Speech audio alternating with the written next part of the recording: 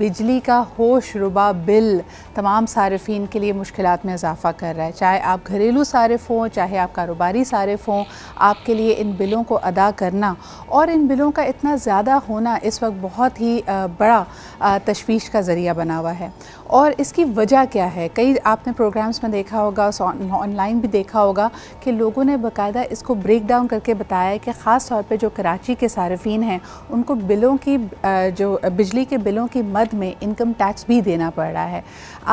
Why is that happening again? इसके अलावा आपका मीटर रेंट, आपका पीटीवी का टैक्स, आपके अलावा रेडियो पाकिस्तान के लिए टैक्स, ये तमाम चीज़ें एंड प्लस यूनिट की बढ़ती हुई प्राइसेस तमाम लोगों की मुश्किलात में इजाफ़ा कर रही हैं। और इस वक्त सूरत हाल ये है कि कराची में मुख्तलिफ़ जमातों ने और ख़ास तौर पर अगर हम बात करें जो कारोबारी हल्का है, उन्होंने इसके बारे में सरापा एहतजाज होते हुए मुल्क गिर शहर गिर एहतजाज का ऐलान किया है।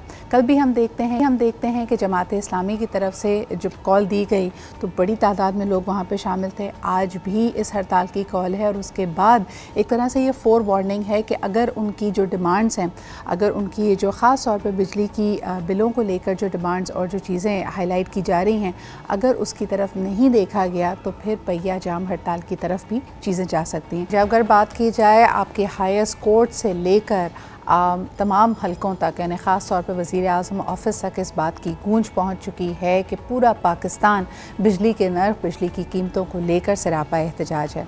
आज़ाद जम्मू एंड कश्मीर में है जी मीटर उतारो मुहिम का आगाज़। दूसरी तरफ कहा यह भी जा रहा है कि 250 अरब की बिजली सिर्फ गुज़िश्ता एक साल में चोरी हुई है, इसकी कोई सुनवाई नहीं है। लोगों का कहना है कि आम आदमी जिसके लिए अपना पेट भरना इस वक्त मुश्किल है, वो बिजली के बिल कहाँ से अदा करे, जबकि दूसरी तरफ ब्यूरोक्रेट्स को फ्री यानी मुफ्त बिजली भी फराम की जा रही है। और इसके हवाले से भी मेरे ख्याल में नोटिस लेने के लिए फौरी तौर पे कहा गया है। इस वक्त हमारे साथ मौजूद है अरशद वोरा साहब जो कि फॉर्मर डेप्यूटी मेयर हैं। उनसे मालूम करते हैं कि इस वक्त सूरत हाल कराची में क्या है और सिंध भर के जो सारिफीन है वो क्या सोच रहे हैं। अस्सलाम वालेकुम अरशद साहब।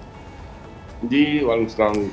अरशद साहब, क्या सूरत हाल है? कराची में भी कल हमने देखा कि जमात इस्लामी का मुजाहरा था, आज भी तमाम कारोबारी हलकों ने हड़ताल का ऐलान किया है। कल पहिया जाम की तरफ भी सूरत हाल जा सकती है। इस वक्त डिमांड्स क्या हैं और क्या जैसा कि निगरां वज़ीर आज़म काकर साहब ने अगले 48 घंटे में इस चीज़ को एड्रेस करने की हिदायत दी है, उस पर क्या आपको लग रहा है कि क्या पेशरफ्त है?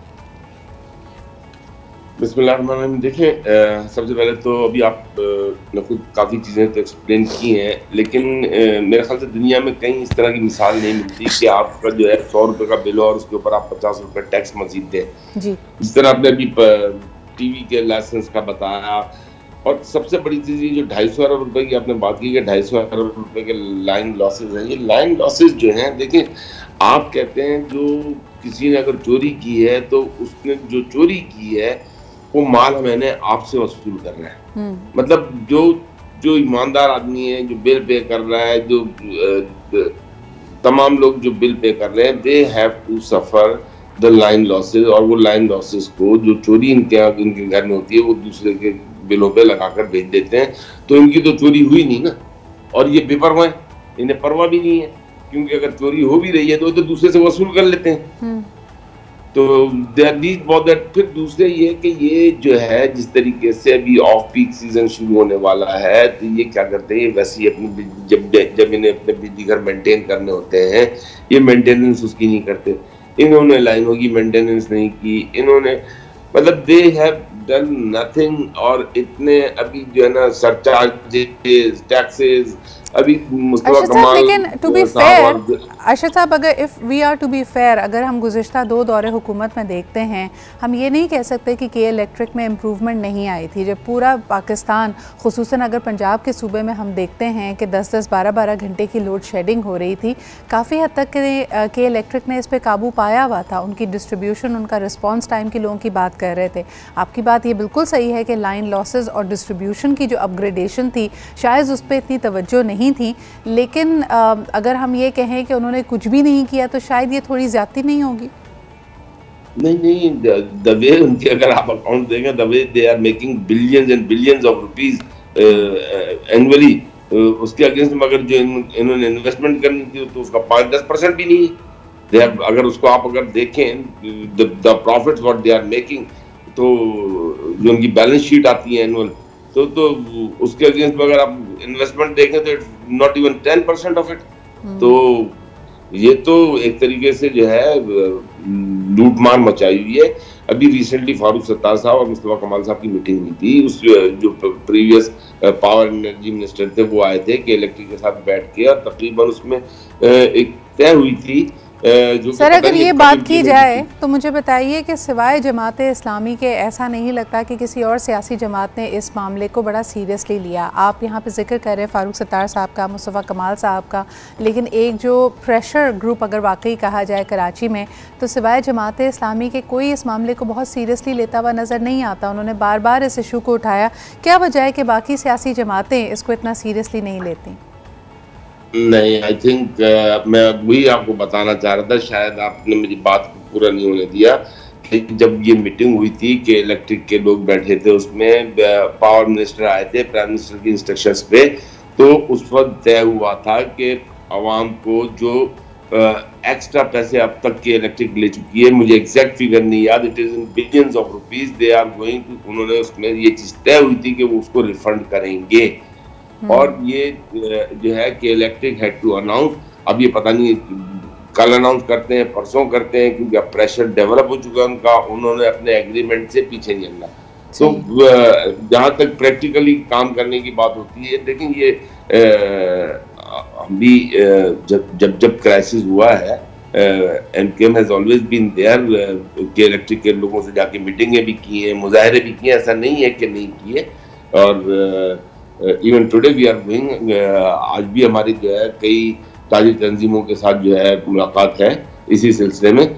इशू ये नहीं, देखिए इशू ये है इस वक्त कि किसी भी तरीके से गवर्नमेंट को, देखिए आपने IMF से एक मुआहदा किया हुआ है, उसके लिए आप आवाम को क्यों पीस रहे हैं? आपने IMF से जो मुआहदा किया हुआ है, there are different ways and means, आप उसको बैलेंस आउट करने के लिए आप आवाम को, बिलखुसूस कराची की आवाम को जो कि इलेक्ट्रिक से वैसे ही तंग है, आप उनको जो है 50% जो ये डिफरेंट टैक्सेशन, सरचार्जेस, एक्साइज, फलाने ढिमाके, पता नहीं, I mean there are more than 10 taxes. अच्छा साहब, आप समझते हैं कि ये इशू पॉलिटिकल भी है? जिस तरह आप IMF के मुआहदे की तरफ इशारा कर रहे हैं, ये मुआहदा तो PDM की हुकूमत ने किया, उस हुकूमत की तो MQM भी इत्तेहादी थी। MQM की कोई सुनवाई हुई थी इन मामलात को लेकर?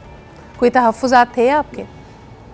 देखिए बिल्कुल, ये जो मेजर पॉलिसी इशू होते हैं ना सर, इसमें आपको भी पता है कि MQM का जो रोल था, उस रोल की वो इम्पोर्टेंट नहीं थी। और हम तो पहले ही कह रहे थे कि फाइनेंस मिनिस्टर ने जितना इसको डिले किया, डिले नहीं करना चाहिए था।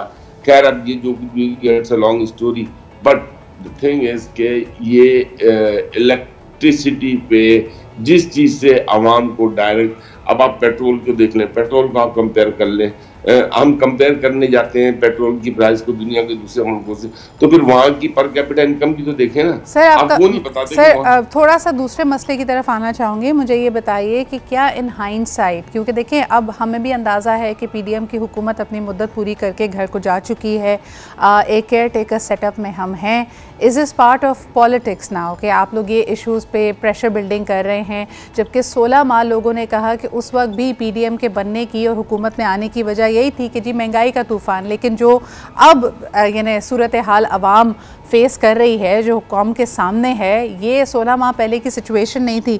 Does MQM have any regrets to join the PDM में? आपको यही देखें, अभी जो मैंने अभी बात की ना, ये 1 महीना पुरानी बात है तकरीबन, कि जब केयर टेकर नहीं बनी थी उस वक्त रिजॉल्व किया है, इश्यूज को रिजॉल्व किया है। ये जो मैंने आपको बात कर रहा हूँ कि electric has to refund, bills के थ्रू रिफंड करेंगे बिलियंस ऑफ रुपीस, ये रिजॉल्व किया है। ये ऐसा नहीं है कि सिर्फ चीज़ों को बर्दाश्त करके बैठे रहे, बहुत सारे ऐसे इश्यूज हैं MQM ने PDM में जाकर अगर कोई बात की है। लेकिन जो आप क्या मरदमशुमारी हुई है वो MQM की डिमांड पे तो हुई है, वरना 10 साल में होती है। MQM ने प्रैक्टिकली चीज़ों को करके दिखाया है ना। फिर इस मरदमशुमारी में आपको पता है कि 1,35,00,000 पे 90% रिजल्ट आया हुआ था। 2,03,00,000 पर जब उसको ले जाके रोका है। आज कराची उसका बेनिफिशियरी है ना। कराची को एक, हैदराबाद को एक नेशनल असेंबली की सीट मिल रही है, कराची को 3 सूबाई असेंबली की एक्स्ट्रा सीटें मिल रही हैं, पॉपुलेशन डिफरेंस आया है, रेशो जो है वो डिफरेंट हो गया है अर्बन रूरल का, तो उससे फर्क पड़ा है ना, उससे कराची को जो सीटें मिली। तो ये सारी प्रैक्टिकल अचीवमेंट्स हैं, ये ऐसा नहीं है। आज कराची को अगर 54 यूनियन काउंसिल जो है एक्स्ट्रा मिल गई हैं जो कि नहीं मिली थी, तो ये MQM ने ये चीज़ें प्रैक्टिकली करके दिखाई हैं। जो अपनी डिमांड्स में रखा था उन डिमांड्स को पूरा करवाया गया।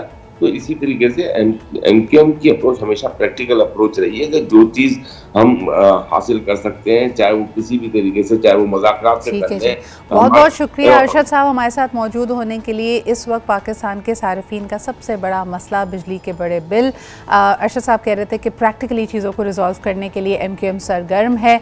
देखना यह है कि इस मसले का हल क्या निकलता है और फिर आने वाले इलेक्शंस में क्या जो पाकिस्तानी अवाम है वो इस बात पर कायल है कि तमाम सियासी जमातों ने अपना एक मस्बत किरदार अदा किया है उनकी सूरत हाल और उनकी मांगों को पूरा करने के लिए, उनकी एक्सपेक्टेशंस पे पूरा करने के लिए। That is yet to be scene.